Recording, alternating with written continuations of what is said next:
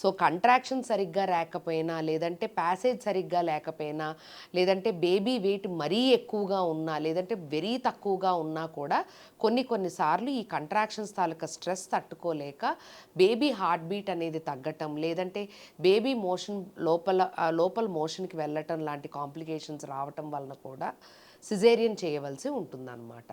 So ఇవన్నీ పక్కన పెడితే ఏంటి అంటే యాంటీనేటల్ పీరియడ్లో అంటే ప్రెగ్నెన్సీ టైంలో ఏ ఏ జాగ్రత్తలు తీసుకోవాలి, ఏది తీసుకుంటే మనం నార్మల్ డెలివరీ అయ్యే అవకాశం ఎక్కువగా ఉంటుంది అన్న విషయానికి వస్తే ముఖ్యంగా వాళ్ళ డైట్ మీద కాన్సన్ట్రేట్ చేయాలి. ముఖ్యంగా ఏంటి అంటే ప్రతి డైట్లో కూడా ప్రోటీన్ ఉండేటట్టు చూసుకోవటం.